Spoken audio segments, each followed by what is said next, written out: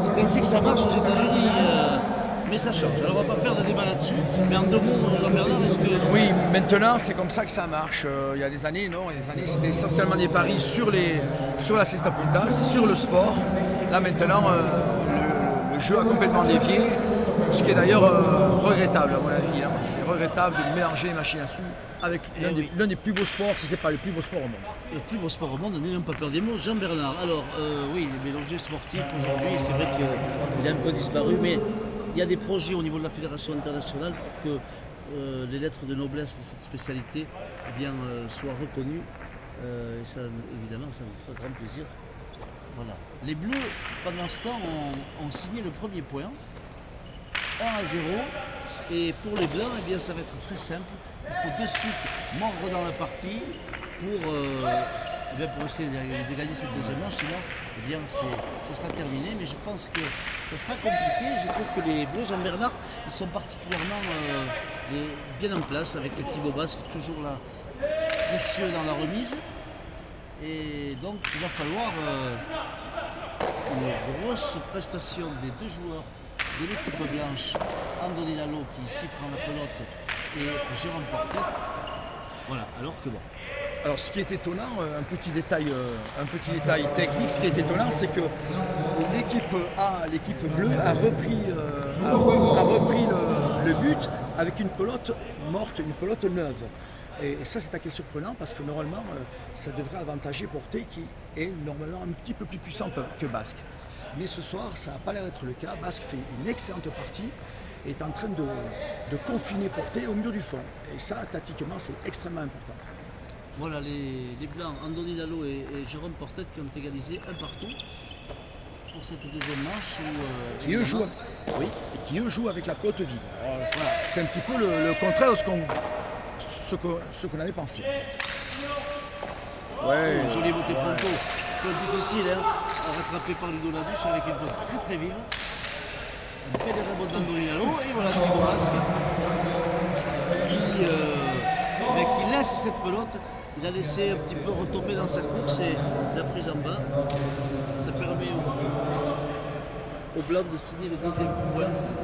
2-1 pour Andoni Lalo et Jérôme Portet. Oui, une des rares fautes de l'arrière bleu de Basque qui a jusqu'à présent fait une partie presque parfaite. Le jeu mérite faute et même les meilleurs ont leur petit moment de difficulté. Voilà, Andoni Lalo qui harangue son arrière en lui disant allez, on leur met la pression, on essaie de renverser cette situation qui a été en leur défaveur lors du premier set. Les Blancs qui sont devant 2-1.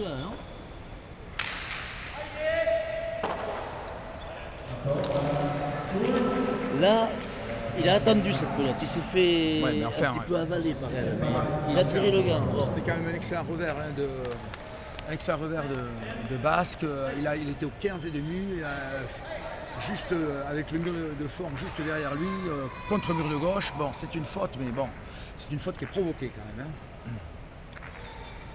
De partout, entre les Bleus et les Blancs, les 2 équipes de France qui disputent cette finale inédite de ce mondial superbe. Pelote sauvée par Ludo Laduche. Et là, Andoni Lalo va taper un de mur. Non. Oui, il a tapé un de mur et il l'a pas tapé. Ou du moins pas assez fort. Et là, heureusement, il revient. Aïe.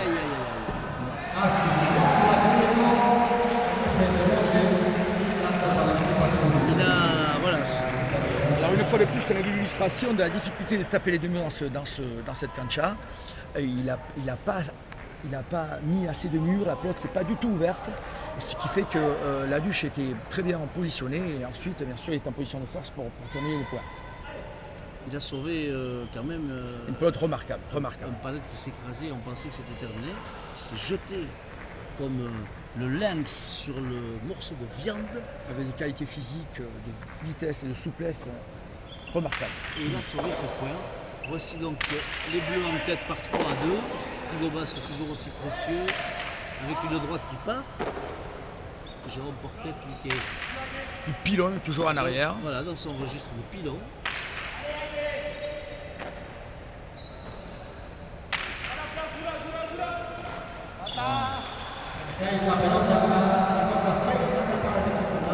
Là, qu'est-ce qu'il y avait à faire si ce n'est la Alors là, il y a eu un duel d'arrière et de nouveau une pelote qui est venue tomber à droite.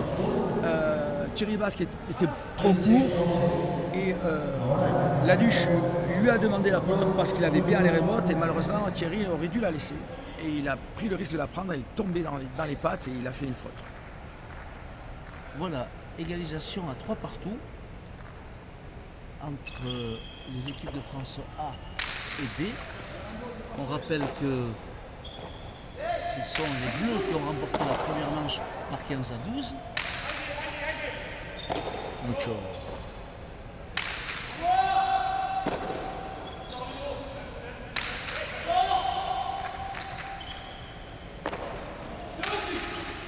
Wow.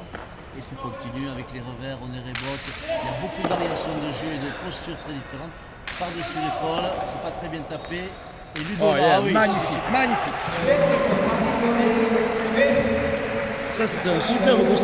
Il était d'autant plus difficile à taper qu'il était quand même un petit peu contre le mur de gauche. Il a été tiré à la perfection comme les plus grands joueurs professionnels. C'était magnifique.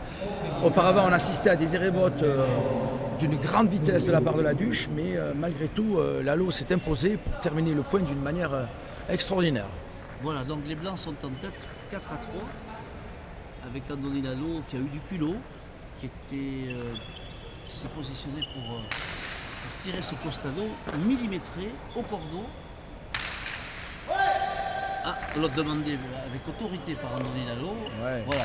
Ici, Jean-Bernard, c'est un régalaï qui revient, comme on dit. Donc, l'avant peut demander la pelote. Exactement. Parce que ça fait une arme supplémentaire pour attaquer. Waouh! Joli beauté pronto et Thibaut Basque qui revient malheureusement sur le mur. Et là,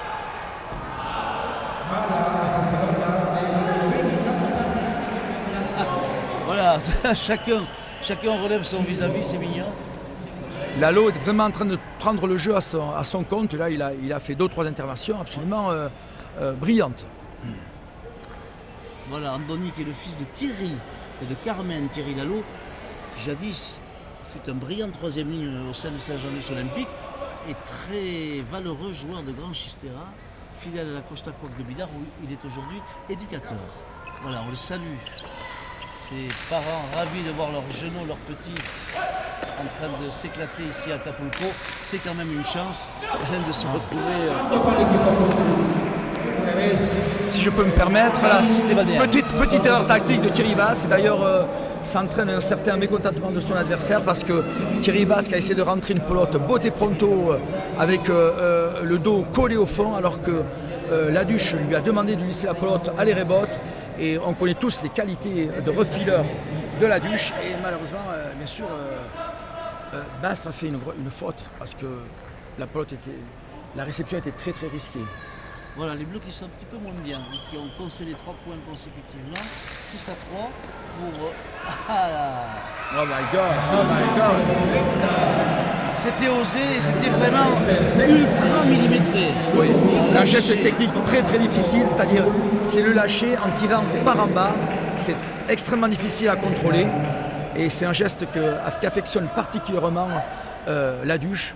Mais c'est un jeu fantaisiste qui demande beaucoup de toucher, beaucoup de talent, beaucoup de contrôle. Donc, c'était osé, mais ça a marqué, ça a marché. C'est ça c'est un petit peu l'apanage de ce garçon, qu'il est capable de faire des choses remarquables, étonnantes. Et puis c'est un petit peu, c'est dans ces coups-là, c'est un petit peu la magie de la cesta punta. Lorsqu'on joue la cesta avec une telle maestria, le jeu devient absolument magique. Alors 4-6, 4 pour les Bleus qui avaient remporté la première manche, qui sont derrière actuellement, l'équipe de France A. Et là, Andoni Lalo.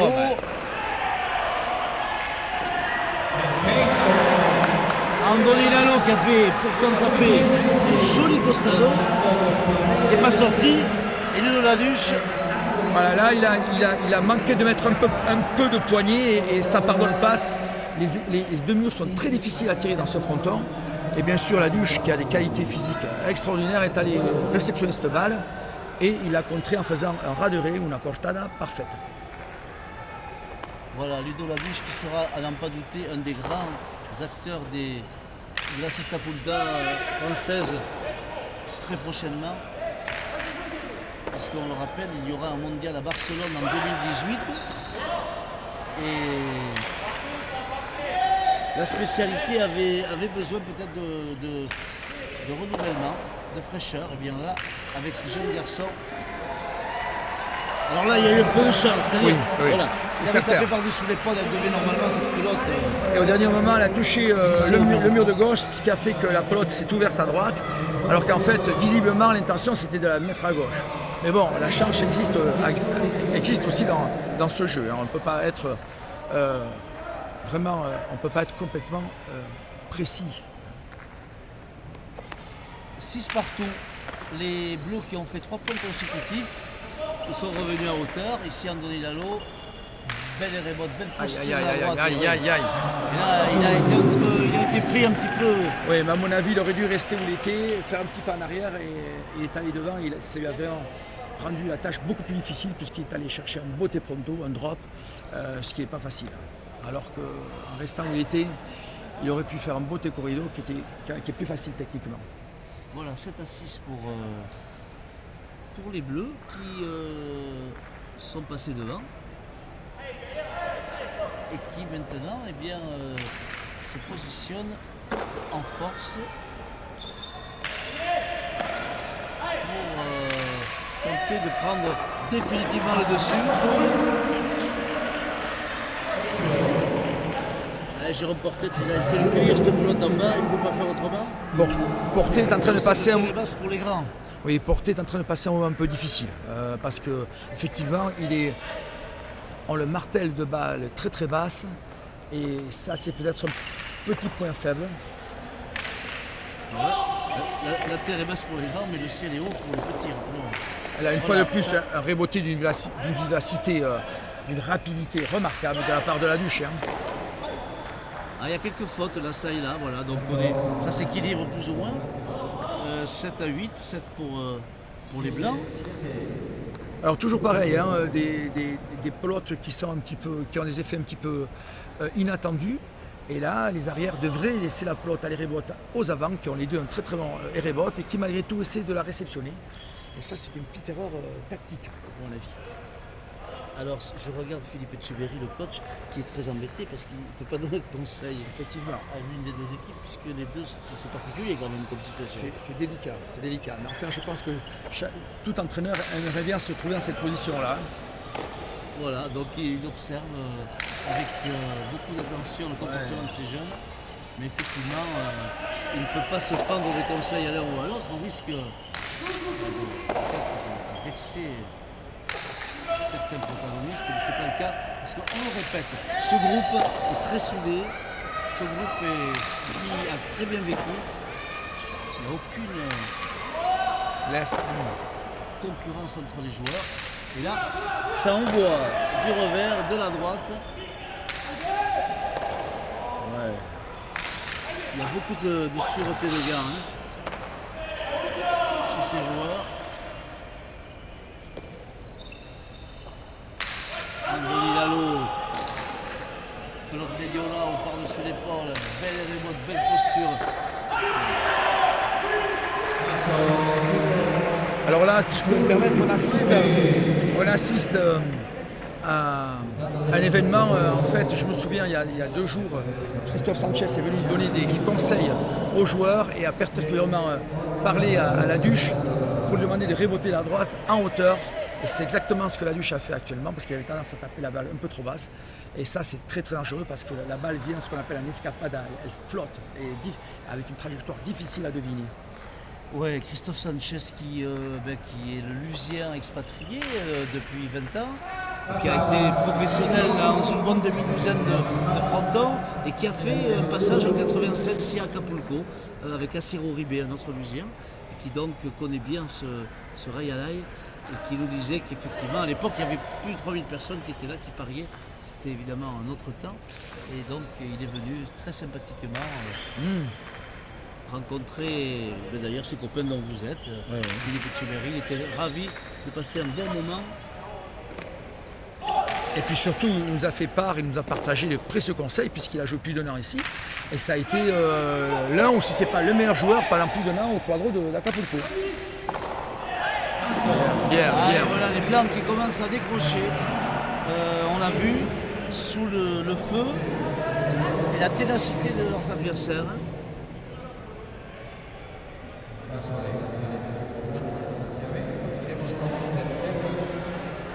Là, j'ai bien Je pense peur. que si les Bleus marquent 2-3 points, ça sera terminé des espoirs de Oui, j'ai bien Milano peur. et Portet. J'ai bien peur que les Bleus, l'équipe A, a la même mise sur la partie là maintenant. Hein. Ils sont en train de très bien jouer, les deux, à l'unisson. C'est pas bien tapé, Non, trop fort, Beaucoup trop fort. au milieu. Et Thibaut Basque a été vigilant.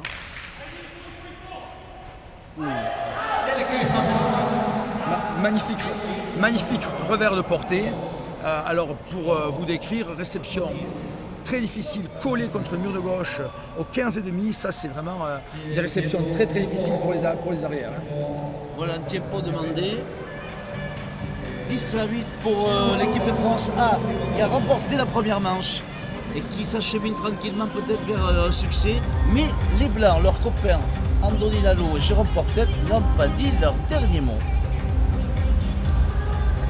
Alors vous parliez tout à l'heure de l'excellent état d'esprit de ce groupe auquel j'ai participé, et je dois dire que effectivement j'étais vraiment séduit par la qualité technique, athlétique et humaine de ces 6 joueurs, et je pense que la pelote à Sesta Punta a de beaux jours devant elle.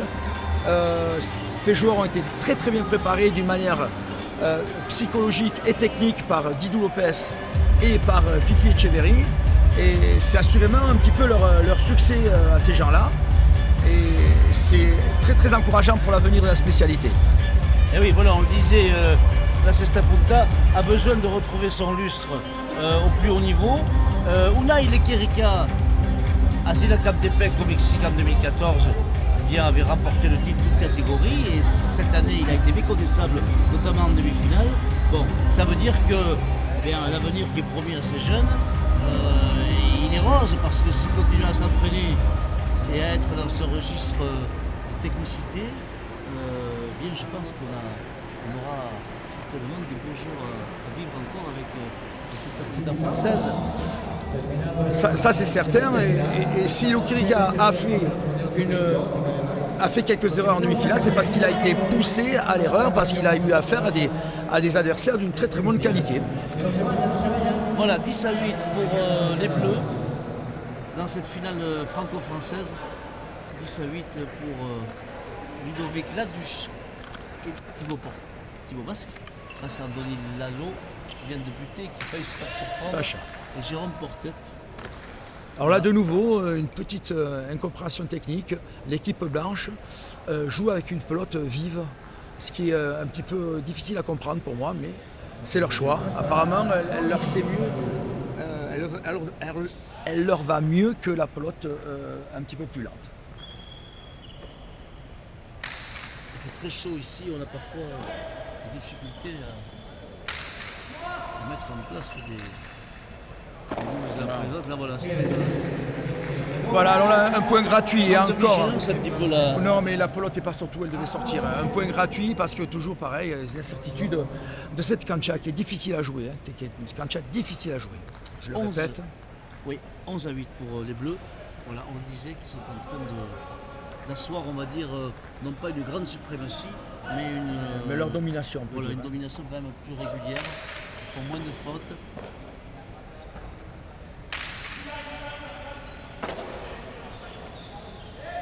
Wow.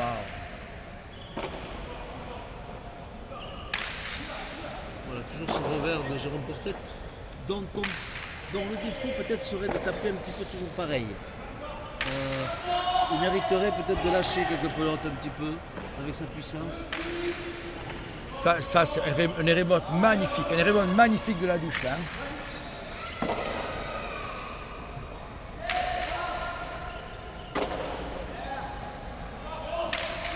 Voilà, là c'est les revers qui fonctionnent en plein. Ah ouais. Mais bon, la tactique de Jérôme, c'est de Voilà. Encore une pelote qui a baissé d'une manière incompréhensible. C'est toujours un petit peu l'incertitude de ce fronton. Alors quant à Jérôme Portet, Jérôme Portet, sa tactique c'est de pilonner l'adversaire. Parce qu'il a un revers avec une envergure phénoménale. Mais aujourd'hui il tombe sur une très très grande résistance de la part de Thierry Basque. Prenons-le Thibaut, il sera content. Ah ouais, Ludovic Ladus qui est très à l'aise dans cette posture de l'hérémo de la droite. Il y a aussi du revers. Ça c'est un petit peu hasardeux comme... Oui, des rats. Mucho. Voilà, qui récupère cette pelote en fléchissant bien les jambes. Il était bien campé pour la récupérer de côté. Il regarde. Allez. Et là, c'est pas bien tapé. Non, c'est trop court. Andoni. Et là, il aurait dû la laisser passer. Oui. Oui, mais quelle droite de Thibaut. Ouais, Thibaut Basque qui est à l'aise des deux côtés. Et là, très clairement, les Bleus sont en train de clore le chapitre de ce mondial, 9e du Nant à Acapulco, 13-8 pour le Guétariard. On va fêter ça au Cantiu lors du retour de ce jeune garçon promis à un bel avenir. Et là, les Blancs sont en train de se décomposer. Oui, alors, un petit détail à éclaircir, il faut savoir que Thibaut Basque a cassé son Chistera au tout début du tournoi. Et en fait, il s'est avéré que ça a été un succès puisqu'il a changé de Chistera. Et depuis qu'il joue avec ce Chistera 9, il fait preuve d'un meilleur contrôle, notamment au niveau du revers. Et là, c'est assurément un des meilleurs, si ce n'est pas le meilleur joueur du tournoi. Alors que le compteur est en train de perdre la boule, la tête, la chaleur, peut-être il y a beaucoup de lampes autour de cet élément. Voilà, on va revenir à la réalité terrestre. 14-8. Asken Puntua pour Ludovic Ladus et Thibaut Basque. En passe de devenir les champions du monde des moins de 22 ans à Cesta Punta. Eux qui reviennent de très loin, puisqu'ils ont failli même pas se qualifier. Ils ont frôlé l'élimination, ça c'est certain. L'élimination comme quoi, voilà. Ils pourront aussi remercier leurs copains qui viennent de battre ce soir, de les avoir qualifiés. Et maintenant, quelle aisance de la droite à les remote. Wow. Ouf. Là, et la pelote reste dedans, Andoni. Ah oui, c'est pas mal ça. Mucho, pas mal. magnifique. Ça c'est bien tapé.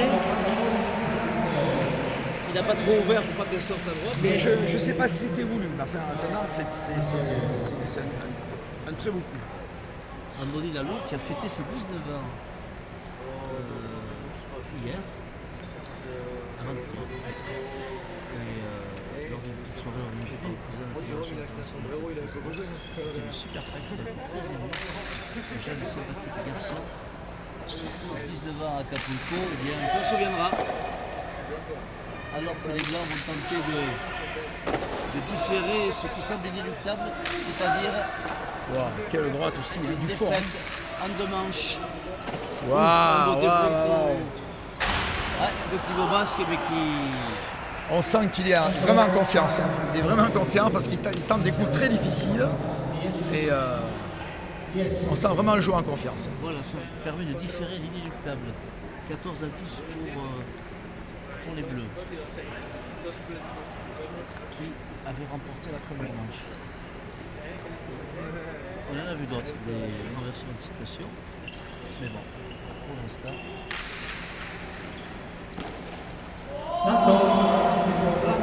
Oui, renversement de situation, notamment en demi-finale, où l'équipe qui domine et qui va probablement être championne du monde a frôlé l'élimination, il perdait 7-6 et Thibaut est allé chercher une pelote impossible à droite, je ne sais pas si vous vous souvenez, Et ils ont fini par gagner le point et c'est ce qui leur a permis de passer et d'arriver en demi-finale.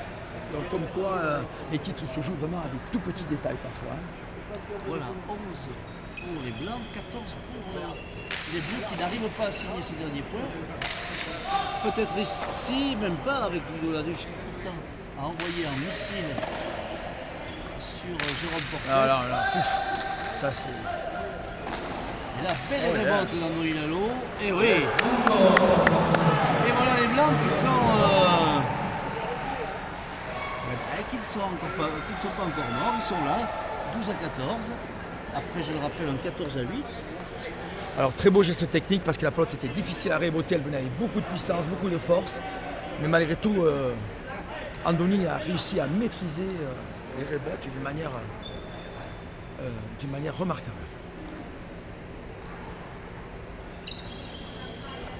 Voilà, un but, il a enlevé la pelote à son adversaire, mais le but est Pacha. Je rappelle que le Pacha, c'est lorsque la pelote dépasse le numéro 7, le joueur a droit à un deuxième engagement avec obligation de faire bondir le projectile entre le 4 et le 7. Avant le 4, c'est faux. Après le 7, ça deviendra faux, puisqu'il y avait déjà un essai qui a été fait. Voilà. Très précis. Lado, qui a bien buté. Thibaut Basque du revers. Il demande des révotes. Andoni Lalo ici qui peut faire mal. Ça, c'est pas très bien révoté. Mais il va avoir encore une chance. Il faut qu'il sorte beaucoup. Oh.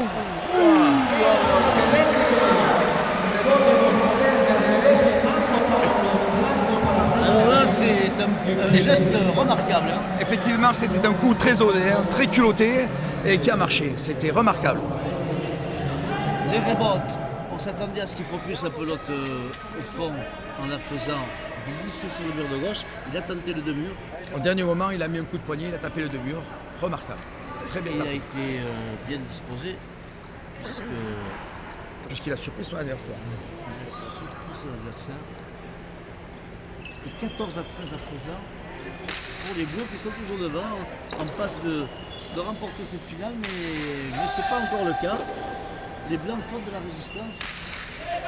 Alors cette pelote commence à flotter. Voilà. Alors là, on a assisté de nouveau à une pelote qui a flotté, qui a d'ailleurs failli percuter Thibaut. Alors les Bleus qui ont cru peut-être un peu trop tôt qu'ils allaient remporter cette finale, eh bien ça met un peu de piment.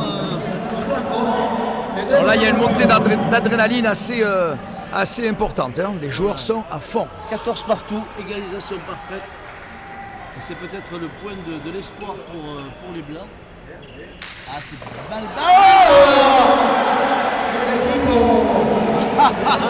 Eh oui. Alors on assiste à un renversement de situation, mais finalement on en est tous très satisfaits parce qu'on verra une troisième manche.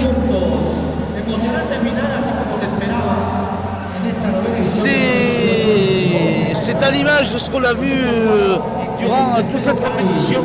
Deux équipes proches l'une de l'autre. Ceci dit, Jean-Bernard, 14 à 8, il y a 6 points devant. Oui. Il faut quand même... Oui, il faut 14 à 8, il faut serrer les boulons là. Mais bon, finalement, nous on n'est pas mécontents parce que c'est tout à fait mérité. Parce que finalement, comme je vous ai dit, on a assisté à un groupe formidable et on voudrait que personne ne perde ce soir. Et donc, malheureusement, il faudra un vainqueur. Malheureusement. Heureusement. Et malheureusement, il faudra un vainqueur. Voilà, les Blancs qui ont été remarquables de courage et qui ont renversé une situation que l'on pensait acquise pour les Bleus. Et 6 points de rang. 15-14, on aura droit dans quelques instants à une troisième manche. Bon, qui finalement sanctionne la qualité de ces 4 joueurs qui n'ont pas su se départager par un score trop éloquent. Et voilà donc andiamo, animo, la troisième manche de ce mondial espoir. Mais finalement, c'est la conclusion parfaite de ce tournoi. Hein. Les 4 joueurs méritent tous la victoire et puis c'est un peu le couronnement du travail et de la politique qui est faite actuellement à la Fédération française, hein, sous l'égide de Fifi Etcheverry, entre autres, et de Didou Lopez. Et c'est vraiment c'est un résultat absolument inespéré. Hein. Et un qui va être content, c'est le président Echeverria, hein, ancien putiste. Ah oui, c'est dommage qu'il ne soit pas là parce que je pense que... Et il nous a écrit, il s'est manifesté, il est de tout cœur avec nous, il encourage tout le monde, il dit bravo, il sait qu'il regrette de ne pas être là, je pense qu'il aurait vibré comme nous, mais on le salue, on lui envoie un abrazo à Lilou et il peut être fier de... Il peut être très très fier,